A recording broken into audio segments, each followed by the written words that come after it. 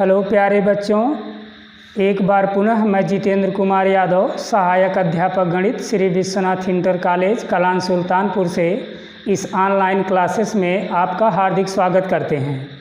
प्यारे बच्चों, इस वीडियो के माध्यम से परिमेय संख्या के विषय में जो अध्ययन हम करवा रहे हैं उसमें आज भाग 4 है। भाग 4 में बच्चों आज आप लोगों को शून्य का प्रगुण बताया जाएगा। शून्य और एक परिमेय संख्या के रूप में इसके प्रगुण ध्यान देना बच्चों। इसके पहले आप लोगों को परिमेय संख्या के विषय में जो अध्ययन करवाया गया वह योग का प्रगुण, साहचर्य नियम और संवरक नियम। अब आप लोगों को शून्य की क्या प्रवृत्ति है, शून्य की क्रिया क्या होती है, शून्य किसी अंक के साथ या किसी संख्या के साथ गुणा होता है, जोड़ा जाता है, भाग दिया जाता है या घटाया जाता है तो वह किस प्रकार व्यवहार करता है, उसके विषय में अध्ययन करवाएंगे।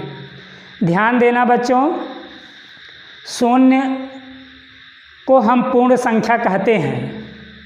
जब हम लोग संख्या रेखा पर अध्ययन किए तो शून्य पूर्ण संख्या के रूप में प्राप्त हुआ। शून्य को बच्चों पूर्णांक भी कहते हैं और शून्य एक परिमेय संख्या भी है। कैसे? शून्य को हम बटा 1 करके 0/1 लिखते हैं तो वह p/q के रूप में लिखा जाता है, तो इसलिए हम कहते हैं कि शून्य एक परिमेय संख्या भी है। और आप ध्यान देना, शून्य एक पूर्ण संख्या है, इसको हमने पहले बताया है। शून्य एक पूर्णांक है, ये भी पढ़ाया जा चुका है।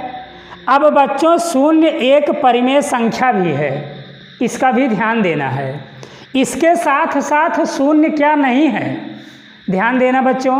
प्राकृतिक संख्या का अध्ययन करवाते समय हम आप लोगों को यह बता चुके हैं कि ऐसी संख्या जो 1 2 3 4 5 6 7 ... अनंत के रूप में लिखी जाती हो उसे प्राकृतिक संख्या कहते हैं। वहाँ बच्चों शून्य नहीं आया था, इसलिए शून्य को हम प्राकृतिक संख्या नहीं कहेंगे। और क्या नहीं कहते शून्य को? शून्य बच्चों न तो धनात्मक और न ही ऋणात्मक पूर्णांक है, और न ही धनात्मक परिमेय संख्या है और न ही ऋणात्मक परिमेय संख्या है। परिमेय संख्या है लेकिन इसको न तो धनात्मक परिमेय संख्या कहेंगे और न ही ऋणात्मक परिमेय संख्या कहेंगे। शून्य जिस रूप में रहता है उस रूप को हमने एक लाइन में स्पष्ट कर दिया है। अब क्या ध्यान देना है कि इसके प्रगुण क्या है। यहाँ बच्चों जो शब्द प्रगुण का आया है, हमने प्रगुण का अर्थ पहले ही आप लोगों को बता दिया है कि इसका प्रगुण में सबसे पहले हम योग का तत्समक अवयव निकालेंगे। तत्समक अवयव, जैसे शून्य को परिमेय संख्या का तत्समक अवयव कहते हैं। अर्थात शून्य को बच्चों किसी प्राकृतिक संख्या में अगर जोड़ा जाता है तो उस पर कोई प्रभाव नहीं पड़ता, लेकिन यदि शून्य का गुणा करते हैं किसी संख्या में तो वह अपना प्रभाव डाल देता है। वह संख्या चाहे जैसी हो, चाहे वह प्राकृतिक संख्या हो, चाहे पूर्णांक हो, चाहे वह परिमेय संख्या हो, बच्चों गुणा करने पर वह शून्य कर देता है, लेकिन शून्य को जोड़ने पर वह उस पर कोई प्रभाव नहीं डालता। तो जब बच्चों वह प्रभाव न डाले तब उसको हम कहेंगे कि यह उसका तत्समक अवयव है। अर्थात जैसे हमने लिखा है 0 + 5, 0 + 5 का अर्थ बच्चों 5 ही हुआ, इस पर कोई प्रभाव शून्य का नहीं पड़ा। यहाँ 0 + -3 अर्थात इसका उत्तर बच्चों आप कहेंगे -3, इस पर कोई प्रभाव इसका नहीं पड़ा। उसी तरह बच्चों यह दोनों क्या थी? पूर्णांक है, प्राकृतिक संख्या है। यहाँ क्या है?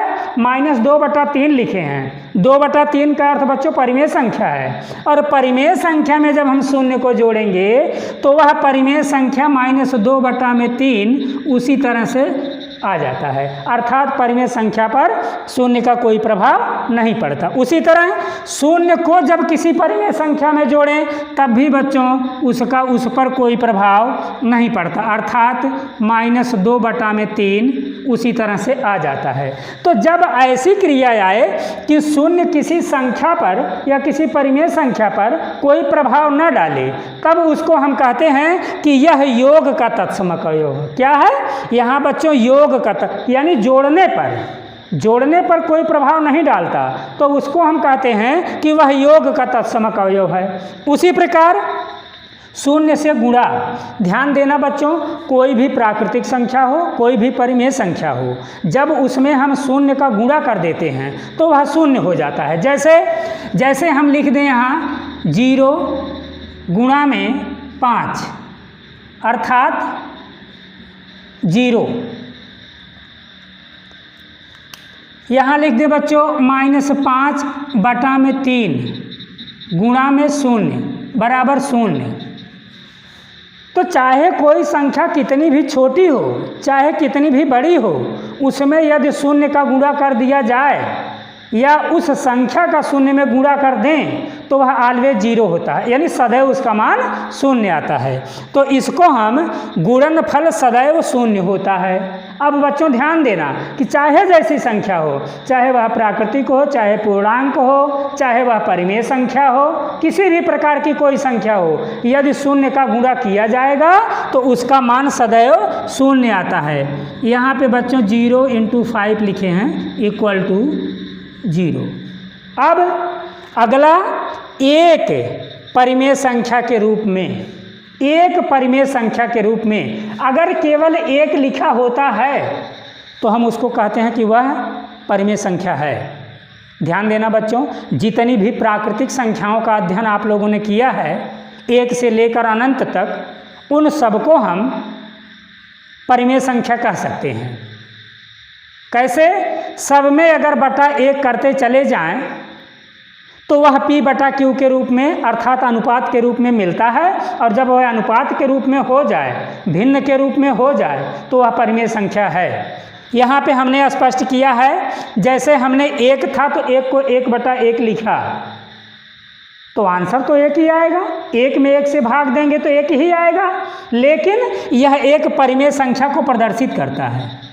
उसी तरह 2 में 2 से भाग दिया जाता है, 2/2 लिखा जाता है, P/Q के रूप का है, तो हम कहेंगे कि यह एक परिमेय संख्या के रूप में है। उसी तरह 3/3 लिखेंगे तो मान बच्चों 1 आएगा, लेकिन यह परिमेय संख्या के रूप में है। अगला हमने यहाँ -1/-1 भाग देंगे बच्चों तो यह दोनों प्लस हो जाएगा, मान क्या आएगा? 1 आता है। इसीलिए इसका रिवर्स रूप जो होता है हम इसको कहते हैं -1/1, यह परिमेय संख्या के रूप में है। उसी तरह -5/5 आंसर तो बच्चों 1 आता है, लेकिन परिमेय संख्या के रूप में है। तो 1 का क्या प्रगुण है? इस 1 का प्रगुण क्या है कि उसको हम बटा 1 के रूप में लिखते चले जाएं या इस तरह से लिखते चले जाएं, यह रूप जो प्रदर्शित होगा वह भी क्या प्रदर्शित करेगा कि 1 एक परिमेय संख्या के रूप में है। अब ध्यान देना बच्चों, इसके बाद इस परिमेय संख्या के रूप के बाद जो अगली संख्या होगी उसका अध्ययन हम आगे करवाने जा रहे हैं। बच्चों यहाँ पे परिमेय संख्या का प्रतिलोम है। ध्यान देना, इस प्रतिलोम का अर्थ क्या होता है? यहाँ बच्चों प्रतिलोम का अर्थ विलोम होता है। विलोम आप सब लोग पढ़े हैं। विलोम शब्द क्या होते हैं? अपोजिट वर्ड जिसको बोलते हैं इंग्लिश में। यहाँ पर गणित की क्रिया में बच्चों आप लोग धन पढ़े हो, ऋण पढ़े हो, गुणा पढ़े हो, भाग पढ़े हो। इसका मतलब बच्चों धनात्मक संख्या का विलोम ऋणात्मक होता है और गुणा का विलोम भाग होता है। यहाँ पे हम योगात्मक प्रतिलोम में लिखे हैं 3 + -3। ध्यान देना, इस 3 धनात्मक को ऋण 3 का विलोम या प्रतिलोम कहेंगे। ध्यान देना बच्चों, 5 + -5, इसका मतलब 5 धनात्मक है और -5 ऋणात्मक है, तो धनात्मक का विलोम या इसी को कहेंगे आप प्रतिलोम। तो 5 से जब -5 को जोड़ा जाएगा तो इसका योगफल बच्चों 0 होता है। इसका योगफल 0 होता है। ध्यान देना, यहाँ हमने परिमेय संख्या के रूप में लिखा है 8/15 प्लस माइनस 8/15। यदि आप इन दोनों को जोड़ेंगे तो लिखेंगे 8/15 माइनस 8/15, और यह बच्चों 8 माइनस 8/15, और इसको आप लिखेंगे 0/15, और यहाँ होगा 0। इसका मतलब जोड़ने पर एक दूसरे से 0 प्राप्त हो जाए, जिस संख्या से योग करने पर 0 प्राप्त हो जाए वह संख्या पहली संख्या का प्रतिलोम कहलाती है। तो प्रतिलोम का अर्थ है, आप लोग विलोम से जान गए कि जैसे 3 धन था तो उसका विलोम ऋण हो गया तो -3। यहाँ 5 धनात्मक है तो इसका विलोम ऋणात्मक है। उसी तरह परिमेय संख्या के रूप में यह धनात्मक है तो यह ऋणात्मक है, दोनों को जोड़ा गया तो मान 0 आ गया। तो प्रतिलोम का अर्थ बच्चों विलोम से है, और यह धनात्मक और ऋणात्मक। इसी तरह गुणनफल की क्रिया में गुणा करने पर ध्यान देना बच्चों, यदि 2 परिमेय संख्याओं का गुणनफल 1 हो जाए तो उसको हम कहते हैं कि एक दूसरे का गुणात्मक प्रतिलोम है। कहने का मतलब किन्हीं 2 परिमेय संख्याओं को, किन्हीं 2 प्राकृतिक संख्याओं को या किन्हीं अन्य संख्याओं को एक दूसरे में गुणा कर दिया जाए और गुणनफल 1 हो जाए, तब हम कहेंगे कि वह गुणात्मक प्रतिलोम है। जैसे 5 में 1/5 का गुणा करेंगे तो इसका मान बच्चों 1 आएगा। ध्यान देना, तो हम इस 5 का गुणात्मक प्रतिलोम क्या कहेंगे? 1/5 है। उल्टा इसका यदि कहा जाए बच्चों की 1/5 का गुणात्मक प्रतिलोम क्या है तो आप कहेंगे 5 है। ध्यान देना, 2/3 है, इसका गुणात्मक प्रतिलोम 3/2 आया है। कहने का मतलब यदि इनको काट दिया जाए तो इसका मान 1 हो जाएगा। इसका उल्टा बच्चों 3/2 का गुणात्मक प्रतिलोम क्या है तो आप कहेंगे 2/3 है, तो इसका मान क्या होगा तो आप कहेंगे 1 होगा। तो इस तरह से योगात्मक प्रतिलोम योग और ऋण की यानी धन और ऋण की क्रिया को दर्शाता है, और गुणात्मक प्रतिलोम गुणा के साथ भाग की क्रिया को दर्शाता है। जैसे 5 था तो इसका गुणात्मक प्रतिलोम 1/5 हुआ। अब यदि 1/5 दिया होगा तो गुणात्मक प्रतिलोम 5 होगा। 2/3 का गुणात्मक प्रतिलोम 3/2 हुआ, तो 3/2 का गुणात्मक प्रतिलोम 2/3 हुआ। यही बच्चों आपको योगात्मक प्रतिलोम और गुणात्मक प्रतिलोम में ध्यान देना होगा। परिमेय संख्या के जो अभ्यास के प्रश्न हैं उनको हल करवाया जाएगा। ध्यान देना है कि अभी तक परिमेय संख्या के विषय में जितनी जानकारी थी उसको हमने कई भागों में आप लोगों को पढ़ा दिया है। अब बच्चों अभ्यास के प्रश्नों को आप कैसे हल करेंगे उसको आप देखिए। आज आपको अभ्यास 1A के पहले भाग को, पहला क्वेश्चन है सरल कीजिए। जोड़ना घटाना आप लोग कक्षा 6 में 7 में पढ़ चुके हो, वैसी ही क्रियाएं बच्चों यहाँ पे भी करना है। यहाँ पहला प्रश्न है 4/5 प्लस -2/5। इसको हल करने के लिए आप देखेंगे कि दोनों के हर समान हैं, तो इसको आप इस प्रकार से लिख लेते हैं 4/5। यह बच्चों प्लस और ये माइनस यहाँ पे माइनस हो जाता है और आप लिखेंगे 2/5, और हर समान है तो इसीलिए इसका लघुत्तम 5 वैसे ही उतर जाता है, और ऊपर आप लिखेंगे 4 - 2। घटाएंगे तो इसका उत्तर आएगा 4 से 2 निकलेगा बच्चों, तो 2/5, अर्थात इसको हल करने पर इसका उत्तर आता है 2/5। इसी तरह दूसरा प्रश्न है। दूसरे प्रश्न को बच्चों आप लोग करोगे, नहीं समझ में आता तो कमेंट करके पूछोगे। तीसरे प्रश्न को हल करवा रहे हैं, हर का लघुत्तम समापवर्तक लेकर सरल कीजिए। यहाँ बच्चों है 5/12 प्लस -7/16। अभी हमने पीछे बताया था कि ये प्लस और ये माइनस दोनों माइनस हो जाते हैं और इसका अर्थ होता है 5/12 माइनस 7/16। ध्यान देना बच्चों, ये 12 और 16 अर्थात हर इसके भिन्न भिन्न हैं।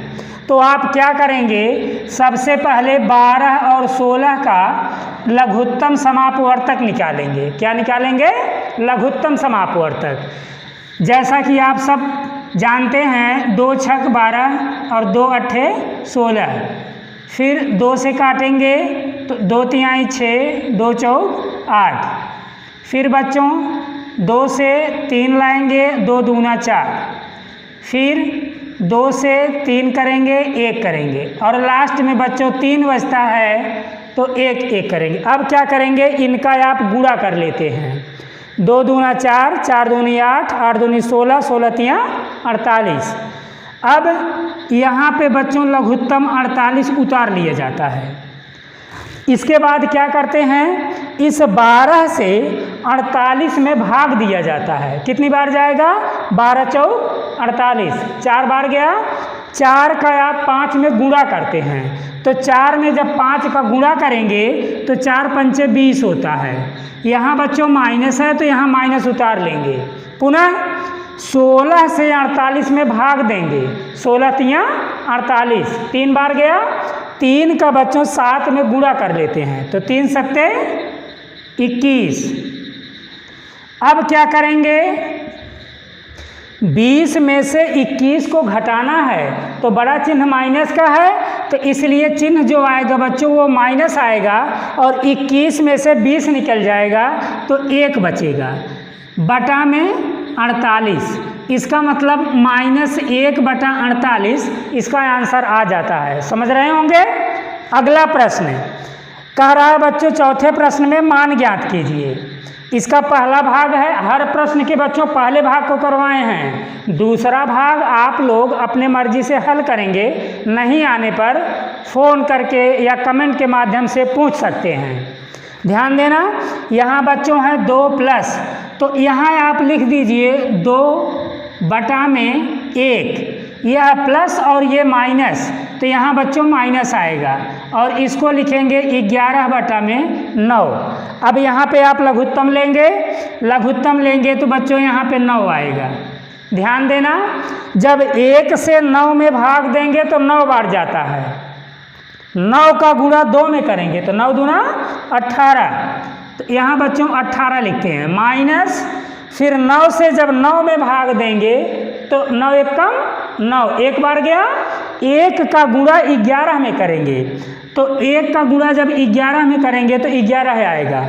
अब बच्चों यहाँ 18 में से 11 को घटा देना है तो घटाने पे क्या प्राप्त होगा, यहाँ 8 में से 1 निकलेगा। यहाँ बच्चों 7/9। इसका मतलब इसका मान कितना आया, 7/9। इसका आंसर ये हो गया। इस तरह से पहली प्रश्नावली के अभ्यास 1A के हमने पहले, तीसरे और चौथे भाग के एक एक क्वेश्चन को आप लोगों को हल करवाया। अब एक एक क्वेश्चन बच्चों आप लोग स्वयं हल कीजिए, नहीं आने पर कमेंट करके पूछ सकते हैं।